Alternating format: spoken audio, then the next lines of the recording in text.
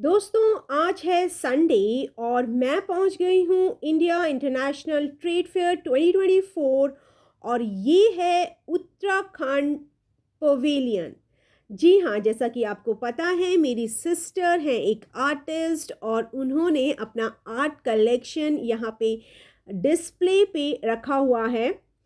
तो मैं आ गई हूँ अपनी सिस्टर के स्टॉल पे और ये देखिए भाई, कितने सारे स्टॉल्स लगे हैं, क्या क्या नहीं लगा। आप पूछिए, सब कुछ भाई। मन कर रहा है सब चीज़ें खरीद ले हम लोग। इतना सुंदर और इतना प्यारी सभी चीज़ें हैं, हैंडमेड से लेके क्या क्या मैं बताऊँ, आप देखिए खुद मेरे साथ। आइए देखिए कितना सुंदर इन लोगों ने सजाया हुआ है, बहुत अच्छी फैसिलिटी है। मुझे याद है हम लोग जब छोटे थे तो आया करते थे ट्रेड फेयर मम्मा पापा के साथ। उस टाइम पे बहुत ही डिफरेंट है, अब तो बहुत चेंज हो गया है, सब कुछ नया सा लगता है नो। उस टाइम पे ये सब फैसिलिटीज़ नहीं थी। लेकिन बचपन की बातें तो बचपन की ही होती हैं फ्रेंड्स, राइट। तो वो भी अच्छा था और ये भी बहुत अच्छा है, राइट। देखिए,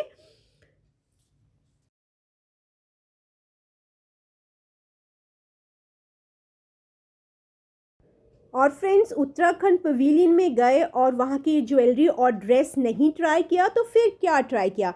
तो देखिए, मैंने ट्रेडिशनल उत्तराखंडी जो ज्वेलरी है, गले में पहना जाता है, इसको हम लोग ग्लोबंद बोलते हैं, राइट। वो ट्राई किया। नथ ट्राई की, बहुत ही प्यारी लगती है। और अब तो ये पॉपुलर इतनी हो गई है कि चाहे आप उत्तराखंड से हों या ना हों, आप देखेंगे दुल्हन आजकल इसी तरह की नथ आपको शादी में पहनने को दिख जाती है। और जहाँ तक पारंपरिक वेशभूषा का सवाल है, तो हमारी जो साक्षी धोनी है, एम एस धोनी की वाइफ, उन्होंने, जी हाँ, रिसेंटली प्री वेडिंग, अनंत की प्री वेडिंग में, अनंत अंबानी, जी हाँ, उनकी प्री वेडिंग में ये जो पिछौड़ी है कुमाऊनी पारंपरिक, इसको दुपट्टे की तरह हम लोग यूज़ करते हैं, राइट। तो ये पिछौड़ा जो होता है बहुत ही शुभ माना जाता है और जो भी अच्छे कार्य होते हैं उसमें हम लोग ये पहनते हैं। और मैंने भी ट्राई किया, देखिए दोस्तों कितनी प्यारी लग रही है। और बहुत सारे कॉम्बिनेशंस थे।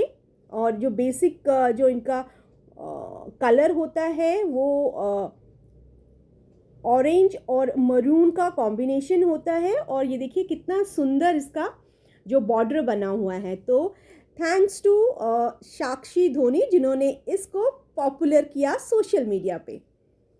और फ्रेंड्स, अब मिलिए मेरी बहुत ही टैलेंटेड इंटेलिजेंट सिस्टर ललिता से, जो कि एक आर्टिस्ट हैं और उनकी आर्ट कलेक्शन डिस्प्ले पे है Himadri Uttarakhand stall hall number 4 में। और उनकी जो कलेक्शन है उसको बहुत अच्छा रिस्पांस मिल रहा है और बहुत जल्दी सोल्ड आउट हो रही हैं। तो आप भी, मेरी आपसे रिक्वेस्ट है कि जाएं और ज़रूर ज़रूर ललिता के स्टॉल पे विज़िट कीजिए और अपनी मनपसंद पेंटिंग वहाँ से ख़रीदें। तो मेरा ये अनुरोध रहेगा मेरे फॉलोअर्स से और जो भी मेरे मुझसे जुड़े हुए हैं कि आप उत्तराखंड स्टेट के पवेलियन में हिमाद्री के अंदर ललिता खंडूरी हैंडमेड पेंटिंग के स्टॉल पे जाके ज़रूर जाएं और अपनी मनपसंद पेंटिंग खरीदिए फ्रेंड्स, राइट।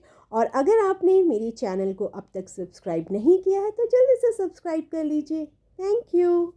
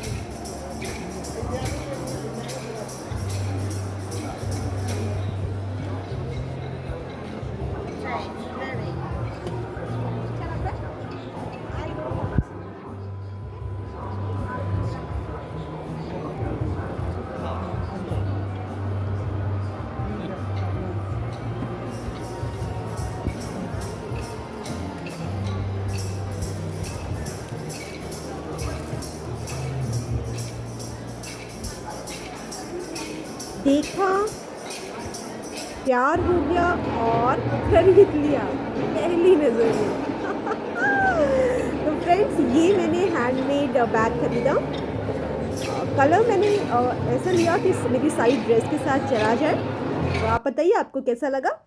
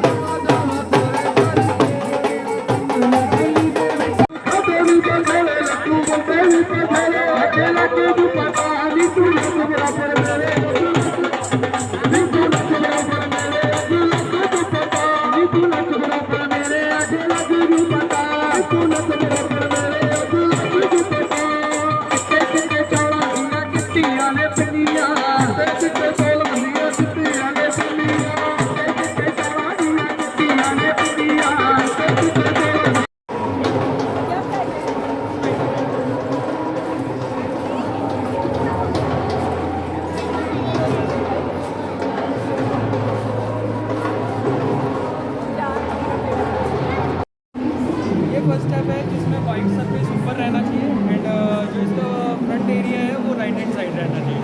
सेकेंड स्टेप में आप इस तरीके से उठाएंगे एंड थर्ड स्टेप में कलाई को बेंड करेंगे, हैंड स्ट्रेट रहेगा।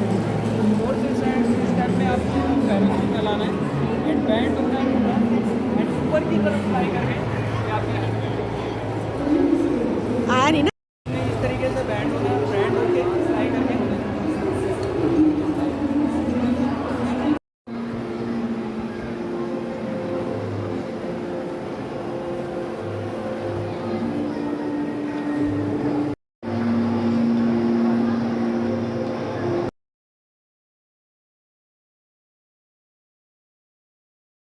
और फ्रेंड्स, ये है सर्वे ऑफ इंडिया का स्टॉल जहाँ से मैंने लिए मैप इंडिया और दिल्ली का। बहुत बड़ा सा मैप मैंने लिया, तो स्टूडेंट्स हैं वो भी यहाँ जा सकते हैं, ज़रूर जाएं और अपना मैप कलेक्ट करें, बिल्कुल फ्री है फ्रेंड्स।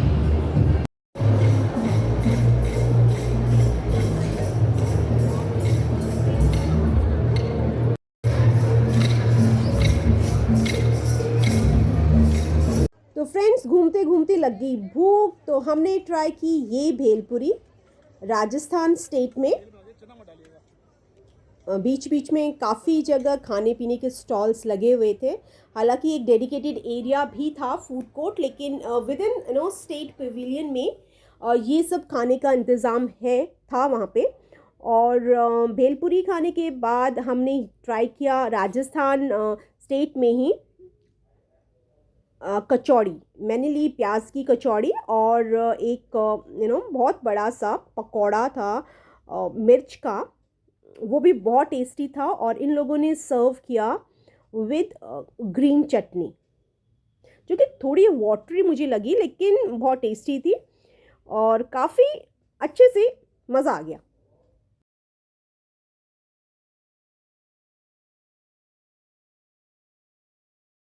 जानवी कपूर, चलिए इनको पहचानिए। एल्विश यादव, लॉर्ड शिवा और Albert Einstein,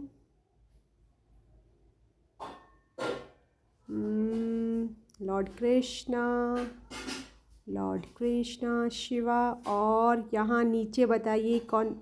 Irfan Khan, right.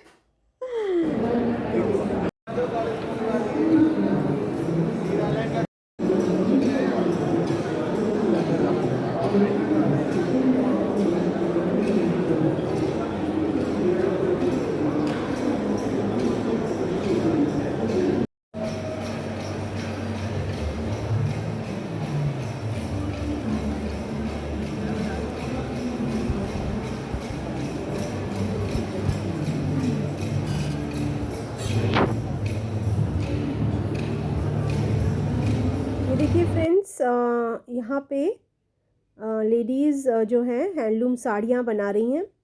और जब मैंने उनसे पूछा कि एक साड़ी बनाने में कितना टाइम लगता है, तो उनका आंसर था 2 महीने। Oh my God, can you just believe me कि एक हैंडलूम साड़ी को बनाने में इतनी मेहनत लगती है।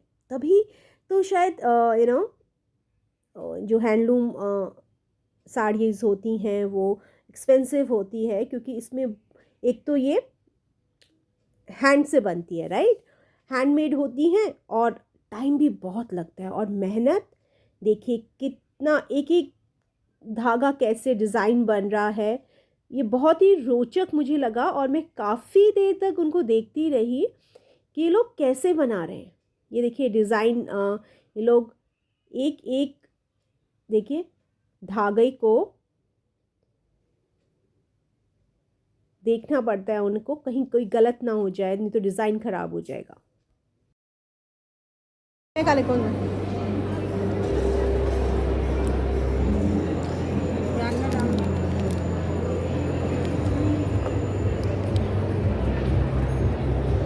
आपने खुद बनाया? हाँ, खुद ही बनाया, हाथ से घर में बनाया ना हमने, इसलिए बोल रहे तुमको। आप कहाँ से आए? महाराष्ट्र, जलगांव डिस्ट्रिक्ट। अच्छा,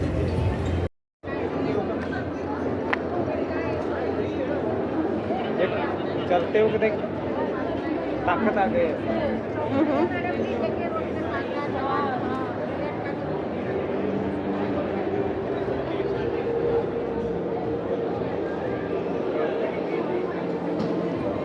आपने बनाया? हाँ, हमने बनाया। हम बनाए, खुद बनाए। ये मेरा भाई है। आप भाई बहन हैं? हाँ, भाई पूरा कान कवर कर लेता है। ये देखिए, आपसे अच्छा ऐसा नहीं है मैम, आप में भी अच्छा लग रहा है। This is a silver making vintage jewellery. ये इयरिंग है, इसे हम 2 तरीके से पहन सकते हैं। एज अ नॉर्मल लुक जैसा हम पहनते हैं लुक में, ठीक है, या फिर इसे हम एज अ बुगड़ी भी पहन सकते हैं। बुगड़ी का मतलब होता है आप कान की ईयर कप में डाल रहे हैं, आप इस तरीके से डालेंगे। और ये महाराष्ट्र, कर्नाटक और गुजरात में इस तरीके से पहना जाता है। मतलब आपका ज्वेलरी एक ही है, बट आप इसे 2 तरीके से पहन सकते हैं। और गिरेगा नहीं ये? बिल्कुल नहीं गिरेगा मैम, और डिफरेंट लुक के लिए डेफिनेटली बहुत अच्छा है ये। और ये सिल्वर है? हाँ जी, ये सिल्वर है, इसे सिल्वर अलॉय कहते हैं या विंटेज सिल्वर कहते हैं। Thank you. ये उसके सारे फेदर दिख रहे हैं, इस वजह से इसकी सारी फिनिशिंग है। और नीचे में आप देख रहे हैं ये लगा हुआ है, आप ये सारा मोल्डेड है। ये देखिए, ये ऐसे भी हो जाता है, ये ऐसे भी हो जाता है। टूट जाएगा फिर? नहीं टूटेगी, बिल्कुल नहीं टूटेगी। जैसे आप किचन में प्लास्टिक के कंटेनर यूज़ करते हैं, अगर बहुत ज़्यादा हार्ड प्लास्टिक है तो वो जल्दी ब्रेक हो जाएगा। हाँ हाँ हाँ। और और अगर सॉफ्ट रहा तो उसकी ड्यूरेबिलिटी बढ़ती है। इससे पता चलता है कि ये सिल्वर है और इसकी ड्यूरेबिलिटी ज़्यादा है। आप इसे मोड़िए तोड़िए कि अलग नहीं होगा मेटल, अच्छा, अलग इसी में ही रहेगा, कुछ भी कर लीजिए आप। इसमें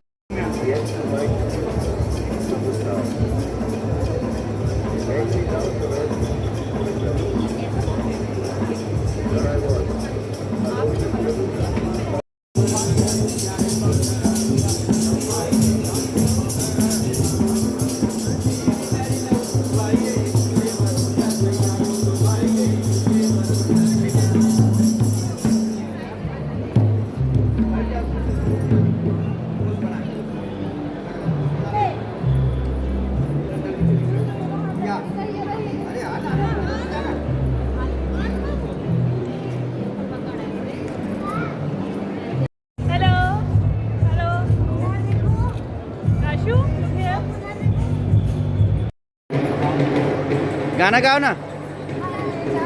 सन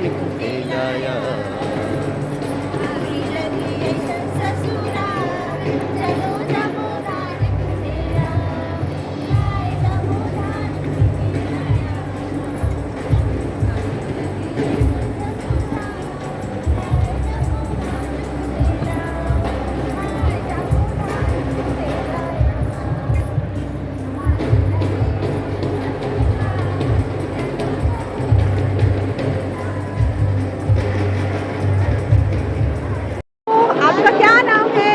मेरा नाम संध्या कश्यप है। मेरा नाम सती धीवर है। मेरा नाम ज्योति मंडल। मेरा नाम ममता यादव है। आप यहाँ पे कार्यक्रम करने आए हैं ना, डांस? हाँ जी, हम लोग छत्तीसगढ़ से आए, छत्तीसगढ़ का कल्चर नृत्य प्रोग्राम करने के लिए। आपका ड्रेस बहुत अच्छा लग रहा है। आपने ये क्या पहना है? और साड़ी है। अरे वाह, साड़ी कैसे पहना आपने? इसको ना छत्तीसगढ़ का पोस्टोमा साड़ी बोलते हैं। इसको लाइजा पैटर्न में पहले जैसे प्लेट बनाते हैं, प्लेट को यहाँ से प्लेट डालते हैं। उसके बाद में ये पल्लू पीछे से लाते हैं ओके। और इधर से ऐसे करके दुपट्टा लगाते हैं। अरे वाह, बहुत प्यारा लग रहा है और आप सब भी बहुत अच्छे लग रहे हैं। डांस आपका बहुत ही first class. Thank you so much. Thank you, love you, bye.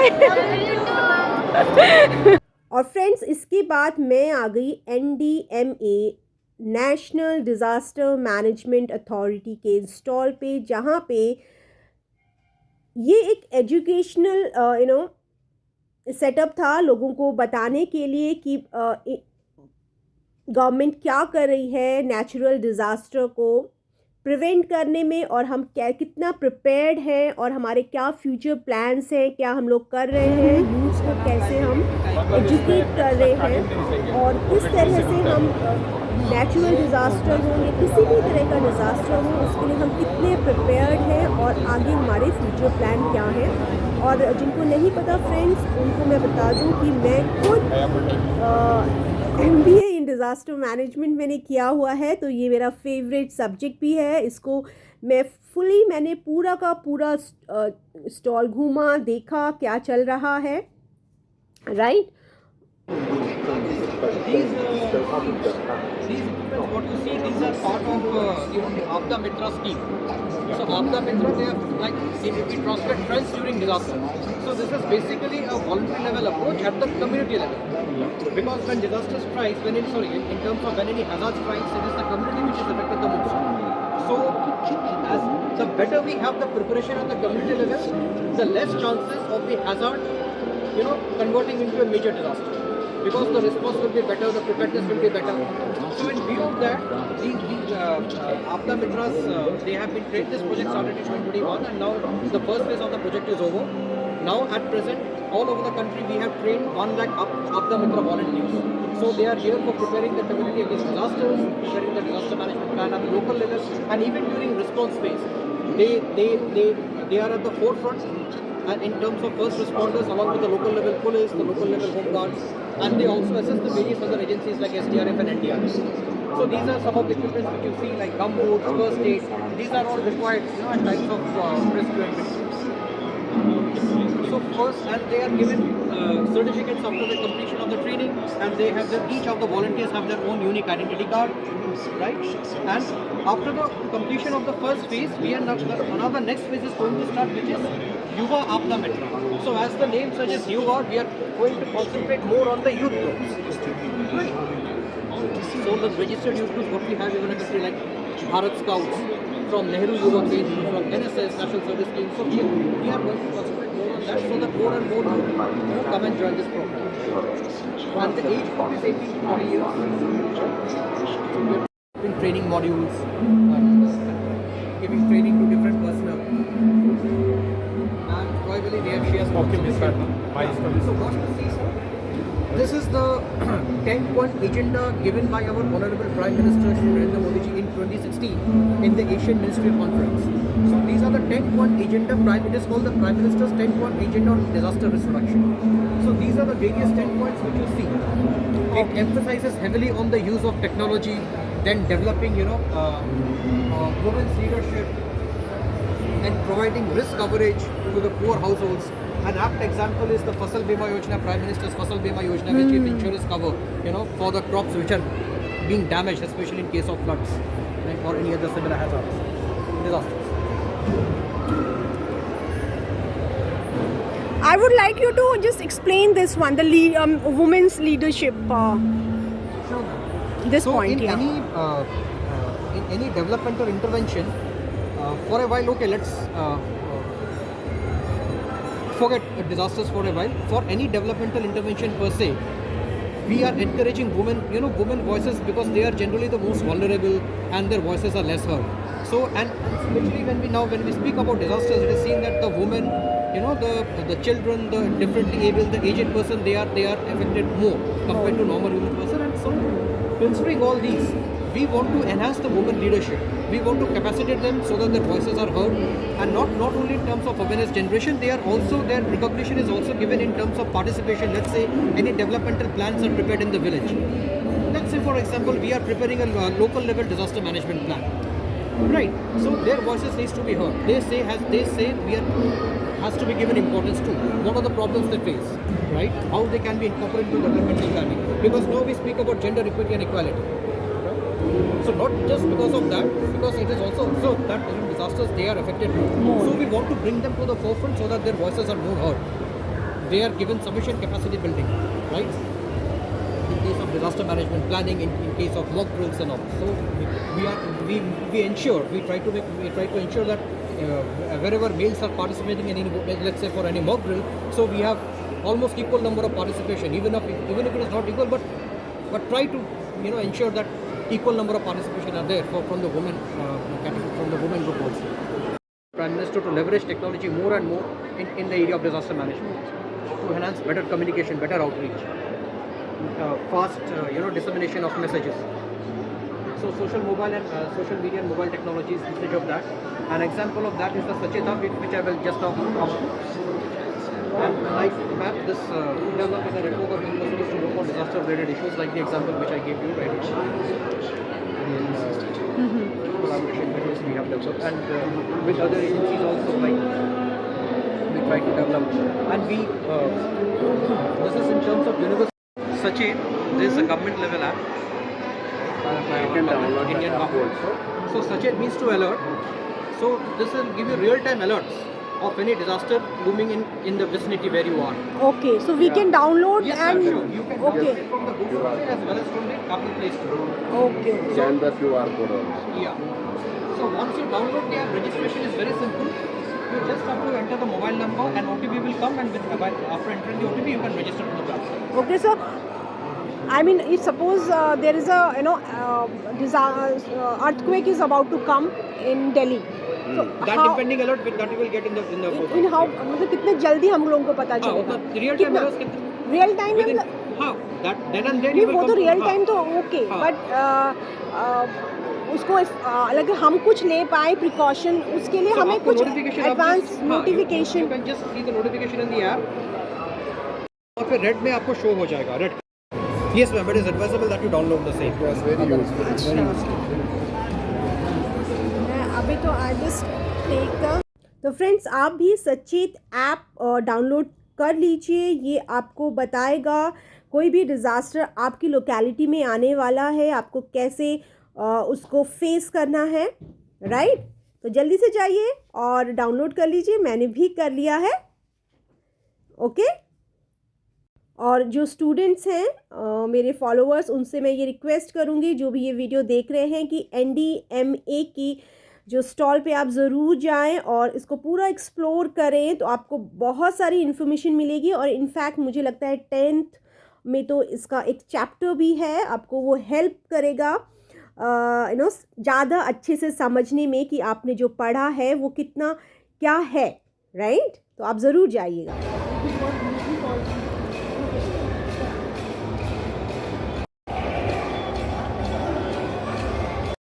हाँ जी, ये वाला कितने का? ये 2400 का। 2400 का कोलैप्स हो जाता है?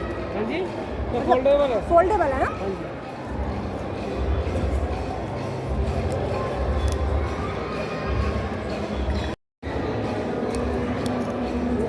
और चलिए भाई, अब आपको दिखा देती हूँ यहाँ की washroom facility. India's international trade fair, बहुत ही first class, right. Ample space, पूरा क्लीननेस, तो आप आराम से जा सकते हैं। तो ये सबसे अच्छा मुझे ये यहाँ पे लगा।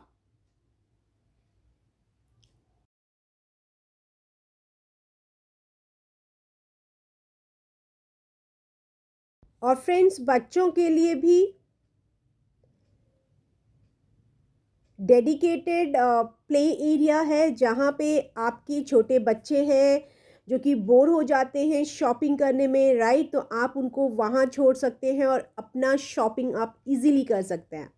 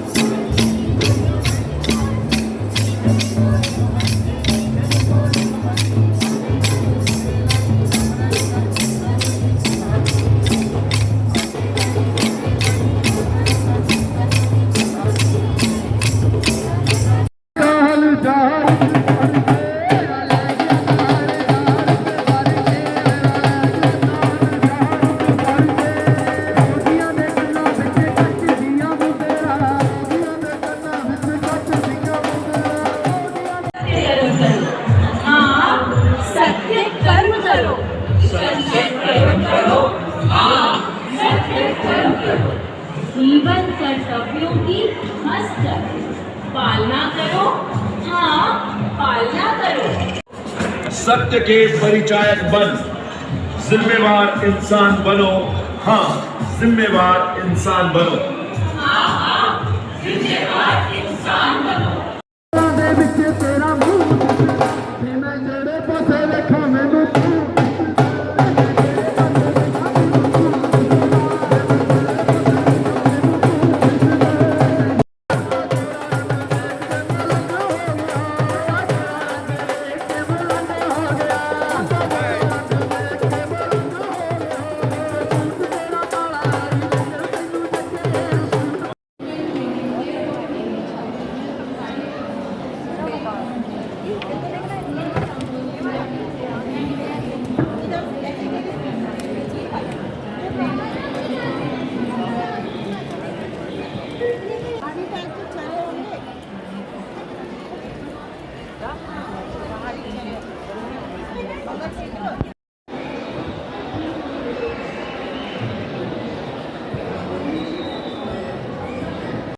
तो फ्रेंड, ये मस्ती और लॉट ऑफ शॉपिंग, खाया पिया, मस्ती की। तो आज का जो संडे था वेल स्पेंट था। और अब हो गया है टाइम घर जाने का। हालांकि आज मैं बहुत कम ही स्टेट के पवेलियन में जा पाई। नेक्स्ट टाइम जब आऊँगी तो और एक्सप्लोर करूँगी। और घर पहुँची तो पतिदेव मेरा इंतज़ार कर रहे थे।